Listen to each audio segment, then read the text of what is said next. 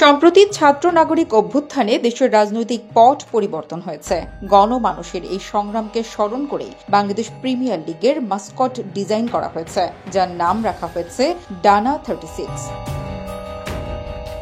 BPL এর মাস্কটটিকে স্বাধীনতা এবং ক্রীড়া চেতনার স্থিতিস্থাপকতার প্রতীক হিসেবে তুলে ধরা হয়েছে।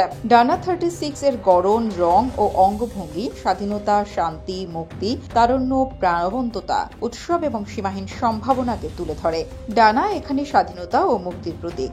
এর দুই পাশে থাকা 18টি করে 36টি রঙিন পালক 36 জুলাই 2024 পর্যন্ত ছাত্র জনতার আন্দোলনের অবিস্মরণীয় স্মৃতিকে তুলে ধরতে।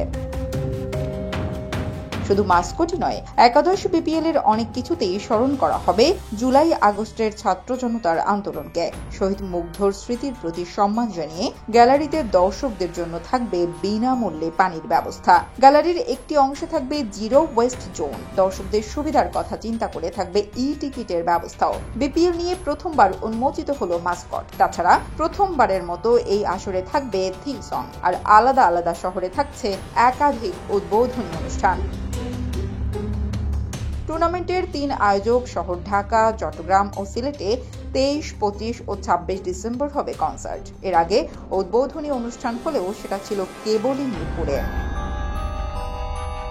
ডানা 36-এ ভর করে বিপিএল এর আবহ ছড়িয়ে পড়বে সারা দেশে। বিসিবি ছাড়াও এই কার্যক্রমে সম্পৃক্ত থাকবে সরকারের 7টি মন্ত্রণালয়। 30 ডিসেম্বর শুরু বিপিএল দিয়ে যাত্রা করে তারুণ্যের উৎসবের শেষটা হবে 19 ফেব্রুয়ারি ঢাকায় অনুষ্ঠেয় অনূর্ধ্ব 20 নারী সাব চ্যাম্পিয়নশিপ ফুটবলের ফাইনাল দিয়ে।